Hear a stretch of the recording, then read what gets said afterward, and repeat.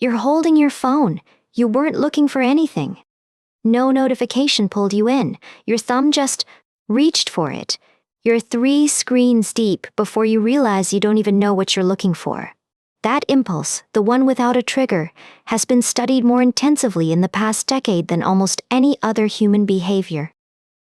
And what researchers found, it's not what anyone expected. For years, studies on social media and mental health seemed to contradict each other. Some found harm, others found benefits. The data was a mess, until researchers asked a different question. They stopped asking how much time people spent on social media. They started asking how people were using it, and that changed everything. A 9-year longitudinal study, one of the longest ever conducted, tracked nearly 7,000 adults. What they discovered wasn't just a correlation, it was a loop, a feedback cycle that feeds itself. To understand what the researchers found, we need to talk about 2 fundamentally different ways people interact with social media. The first is what scientists call passive use. Passive use is scrolling, watching, consuming other people's carefully curated lives without contributing anything yourself. You're in the audience, never on stage.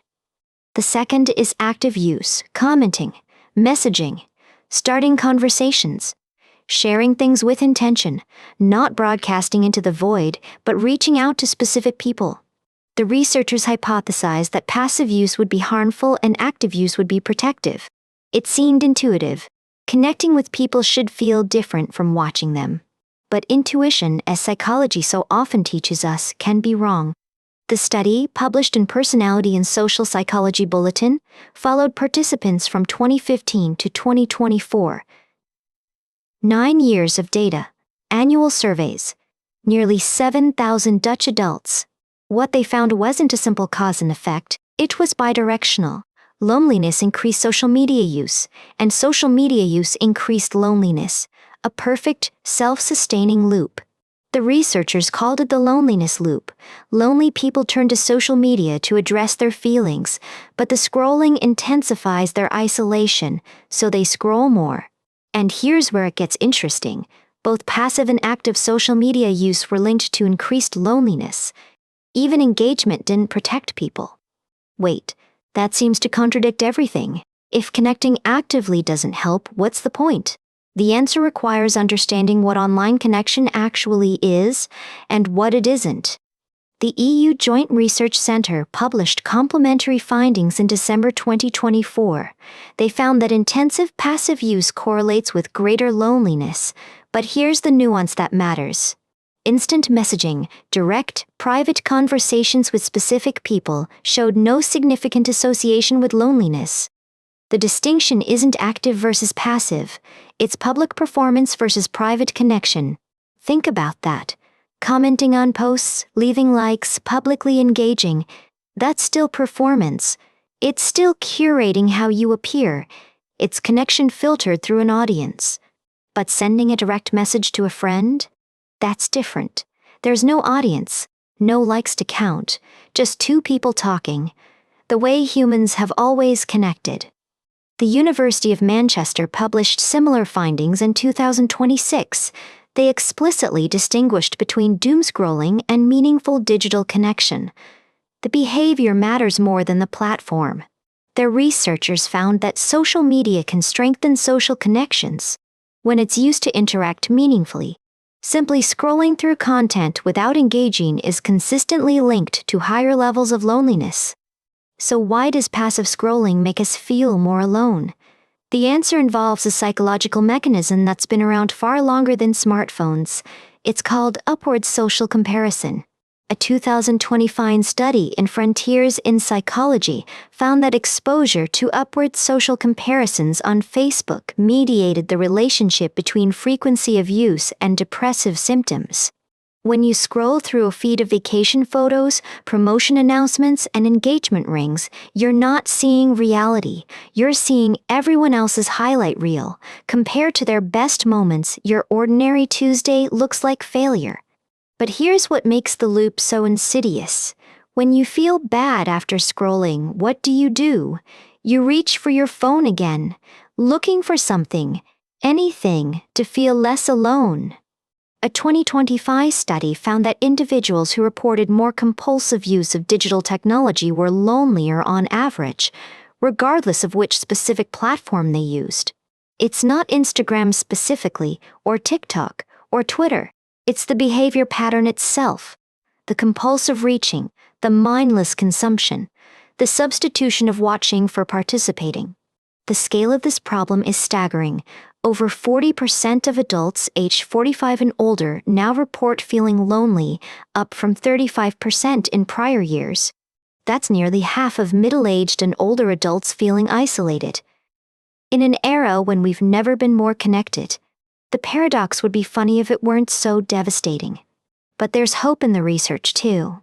A meta-analysis of randomized controlled trials found that reducing social media use significantly decreases depressive symptoms, with an effect size of G equals 0.25 after adjusting for publication bias.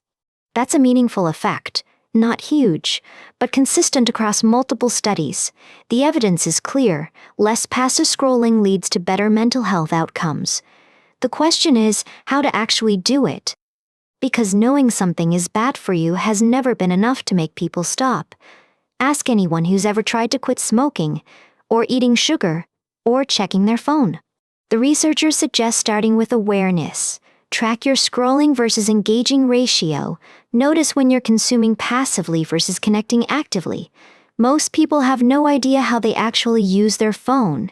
One approach that seems to help: before opening any social app, set an intention. What are you looking for? Who do you want to connect with? If you can't answer that question, consider putting the phone down. Remember what the EU researchers found. Direct messaging showed no link to loneliness. The protective factor isn't abandoning technology. It's using it to reach specific people rather than browse an endless feed. You might try replacing one scroll session per day with a direct message to someone specific, not a group chat, not a comment on a post. A private message to one person you actually want to hear from. Notice the emotional state that triggers your thumb reaching for the phone. Research suggests loneliness often masquerades as boredom. You might not feel lonely. You might just feel like you need something. That vague restlessness, that undefined itch, is often isolation wearing a different costume. Learning to recognize it is the first step toward responding differently. Some experts recommend a structured reduction experiment, not a complete digital detox. Those rarely stick, but a conscious decrease. Even modest reductions seem to improve well-being. The meta-analysis found that structured interventions to reduce social media use consistently produce positive mental health outcomes. The effect was modest but reliable across multiple randomized trials. The key finding keeps coming back to intention. Are you using social media to accomplish something specific, or are you using it to fill a void you can't quite name? The loop feeds itself because passive scrolling never satisfies the underlying need. You finish a session feeling worse than when you started, and worse feelings drive more scrolling. Breaking the cycle requires replacing the behavior with something that actually meets the need. Loneliness responds to genuine connection, not likes, not comments.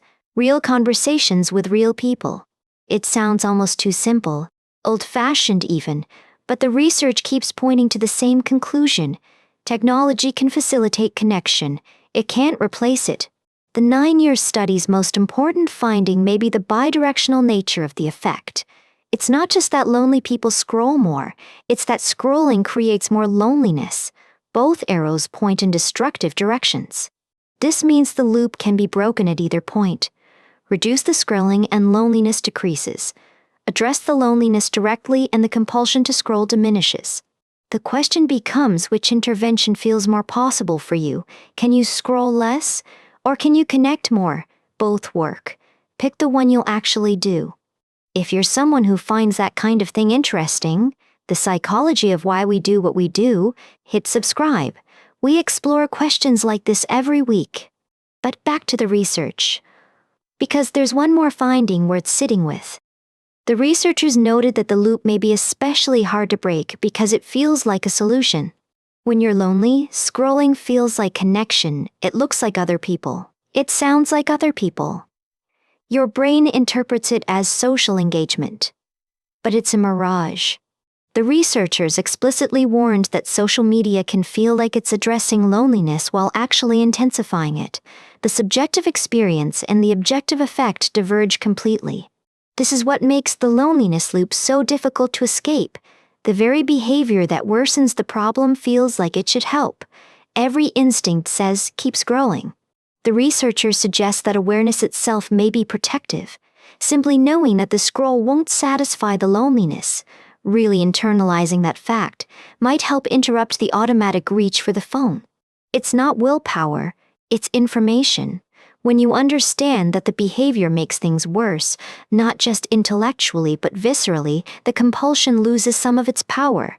So here's something you might consider trying tonight. When you feel that vague urge to pick up your phone, pause. Ask yourself, am I actually bored or am I lonely? If it's loneliness, the scroll won't help.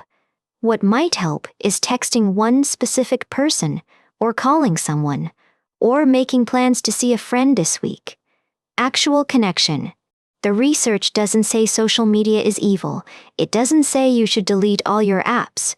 It says something more nuanced and more useful. How you use these tools matters. The hours don't predict the outcome, the behavior does. Passive consumption increases loneliness. Direct, private connection with specific people does not. The loneliness epidemic is real, but it's not inevitable. The loop that feeds itself can also be broken. It requires understanding what's happening beneath the surface of that automatic scroll. You're holding your phone, you weren't looking for anything. Your thumb reaches, but this time you pause. You ask yourself what you're actually searching for. And maybe, just maybe, you put it down and reach for something else instead. A phone call, a text to a specific person, a walk to a friend's house. The ancient cure for loneliness hiding in plain sight.